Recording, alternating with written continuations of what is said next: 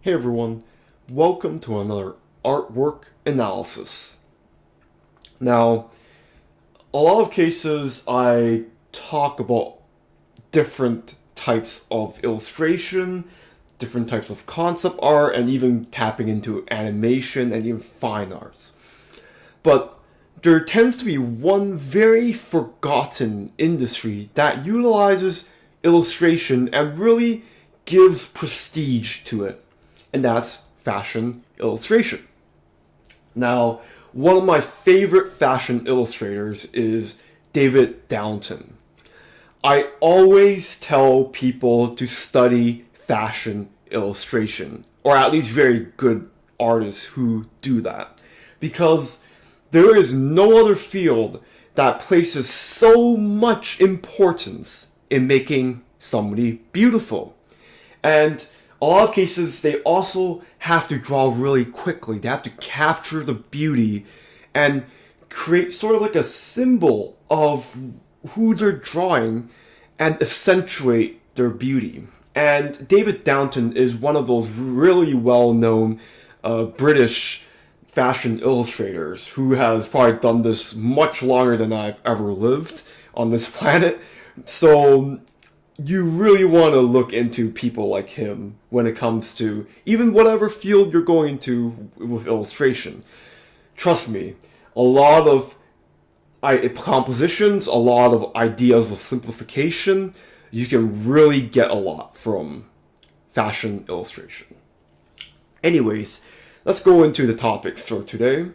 Let's talk about the symbolism and the simplification that he uses in order to depict the model.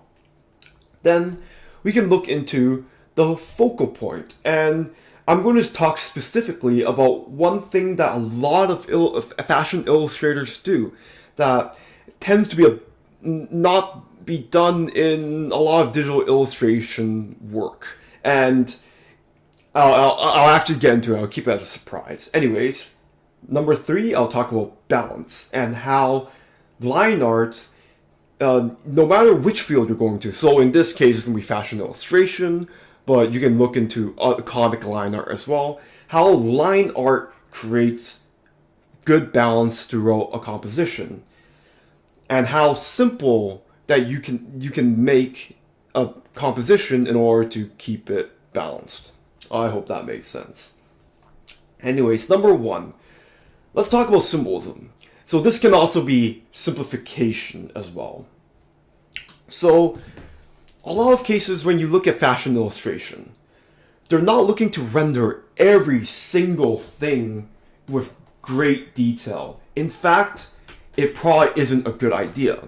You might just Google fashion illustration or go on Pinterest and search up fashion illustration, and you realize that 99.9% of the illustrations are very simple strokes. It's actually something that reminded me of maybe those old Japanese types of brush paintings or Chinese brush paintings. And it was actually something I stumbled upon when I looked into those. Fashion illustration kind of just popped up on Pinterest. I'm like, this does look like a modern take on that type of mentality. And part of it is, of course, the symbolism, the simplification of the features. So, as you can see, one very common one that you might even find from cartoons and anime is the way they simplified the nose. Notice how when we look into the nose, let's take away the red circle here, that is almost anime-like. Why do they do that? Because a lot of cases, why do anime and fashion illustrators do that?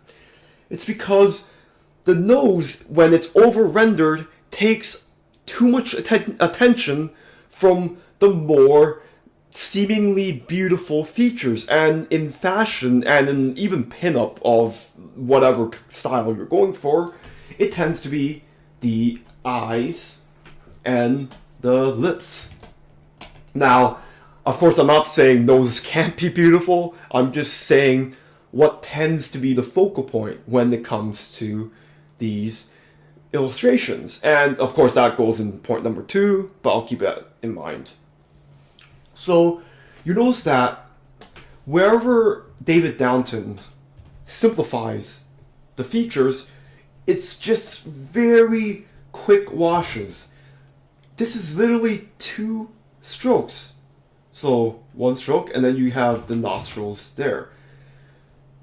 The reason why, again, is because nostrils are basically really dark holes.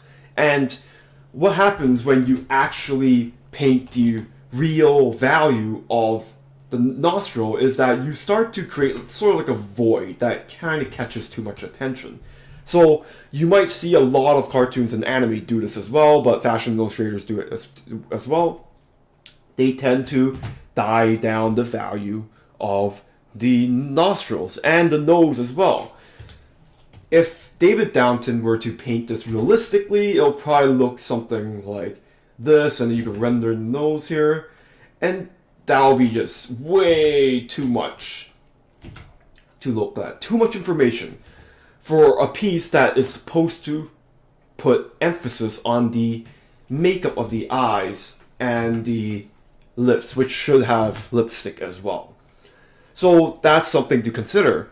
Fashion models obviously are caked in makeup. The reason why women, and even men I guess, likes to put a lot of eyeshadow is because by putting a black or very dark value on the eyes and even the lips as well, you are creating emphasis and a focal point to it. So given that the whites of the eyes are contrasted with the blacks of the eyeshadow, you immediately create a captivating focal point. And it's sort of like, it goes into second point too, but might as well. You look at how simple the way Downton simplifies this, and you realize you don't really need that much to create so much information. And in fact, like when you look at the entire piece, you realize that we can definitely see there is a model here, but there's really not that many strokes.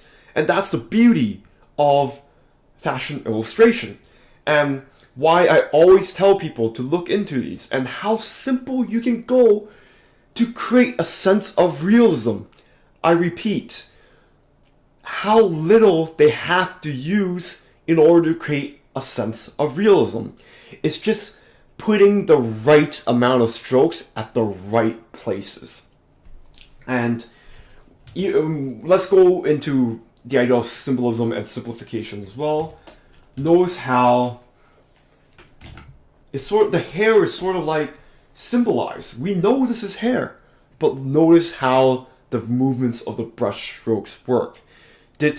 Symbolism is the idea that even in simplicity, we know what it is, and we can go into the idea of, okay, so if we want to draw an eye, let's say somebody inexperienced draws an eye, they might draw something like this. Now, there's no question, or even like a fill in like this, there's no question this is an eye. But it's obviously not a realistic eye, but the same type of mentality is true for at this level of illustration.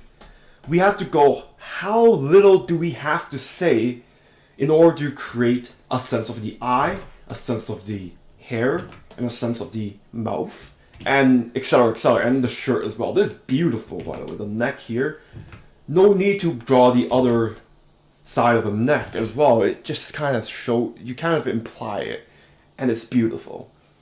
That's the thing that you always have to keep in mind when you are doing your style. How little do I have to say? Sometimes you just don't have to say that much, and you create that sense of beauty that you really want in your work. Anyways, I kind of talked about focal points as well, but there is one thing that I want to mention that I didn't mention before. Notice how one eye is darker than the other, despite the fact that you could easily darken this side too. The reason why is this is something that actually I keep in mind for my own work as well. It's sort of like the one eye trick, I call it myself. when you have two eyes of the same value, this might be realistic. This might be something that David Downton was looking at when he looked at the model. But what happens when you create values in two different places that have the similar structure and value? You create a conflict of interest. So what I mean by this is the viewers do not know which focal point to look at. Both of the eyes look like they stand out very easily, and that's no good when it comes to focal point. The audience will always juggle their eyes between one another very rapidly, and it doesn't work. Trust me, once you do enough paintings, you realize that is the case. Even though it's very tempting to think, okay, the eyes have to be symmetrical. It doesn't have to be. The structure might be the same, but the way you depict it could be of different values, different colors. And that is enough to create a sense of a more focused focal points. Hopefully that makes sense. So obviously this doesn't pertain to every situation, but keep that in mind, especially for frontal views. And one more thing as well, because David Downton washed the other eye away, it creates that beautiful sense of distance. Even though this is probably a few inches apart, doesn't matter. Creates and exaggerates that sense of distance, and it creates the fact that, yes, her head is rotated to the other side. And of course, this area is farther away. And last but not least, I want to talk about balance.